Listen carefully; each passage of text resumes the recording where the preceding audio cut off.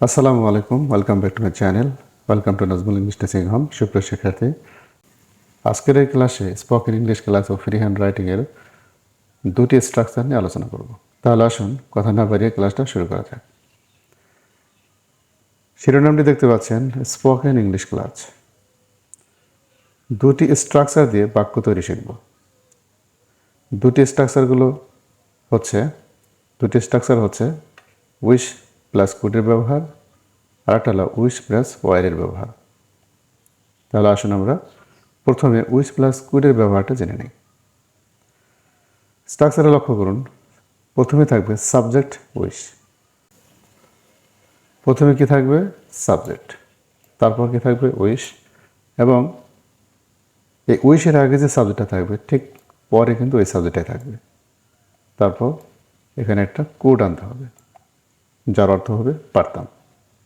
সুপ্রিয় শিক্ষার্থী, স্ট্রাকচার মূল থিওরিটা হচ্ছে যে উইশের আগে একটা সাবজেক্ট থাকবে, উইশের আগে যে সাবজেক্টটা থাকবে ঠিক উইশের পরে কিন্তু ওই সাবজেক্টটাই থাকবে। তারপর একটা কোড লিখতে হবে, যার অর্থ হবে যদি পারতাম, বা যদি পারতে, অথবা যদি পারত, এরকম একটা অর্থ প্রকাশ করবে।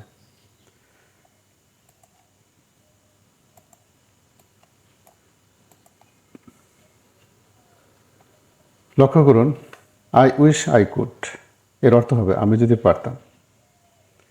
দে উইশ দে কুড, তারা যদি পারত। ইউ উইশ ইউ কুড, তুমি যদি পারতে। এভাবে কিন্তু অর্থ প্রকাশ করবে। আর মূল স্ট্রাকচারটা হলো, দেখুন,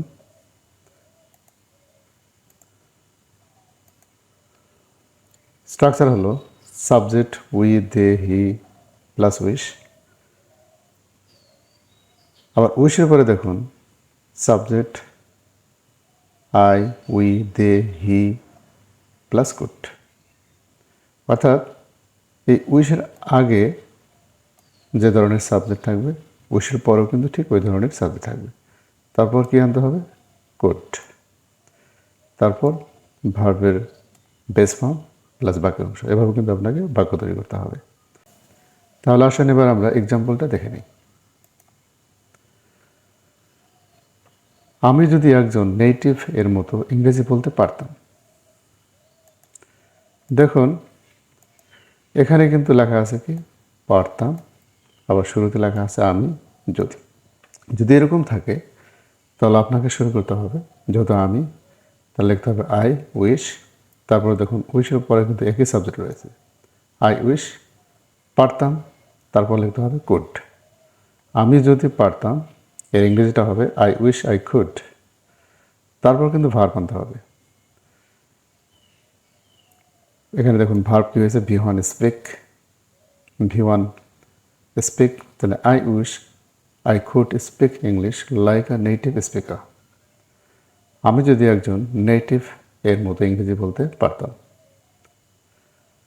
এবার দেখুন আমি যদি তার সাথে দেখা করতে পারতাম। দেখুন I wish I could meet her.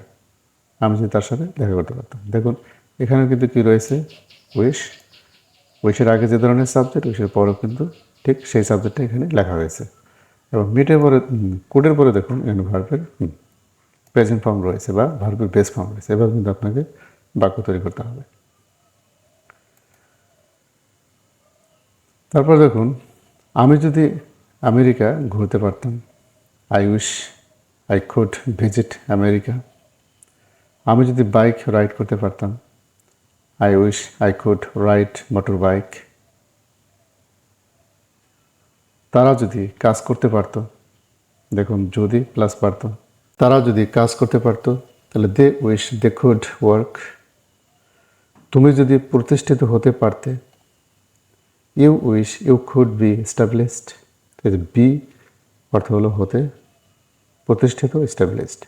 You wish you could be established, তুমি যদি প্রতিষ্ঠিত হতে পারতে। এভাবে কিন্তু আপনি অনেক বাক্য তৈরি করে স্পোকেন ইংলিশ এবং ফ্রি হ্যান্ড রাইটিংয়ে দক্ষ হয়ে উঠবেন।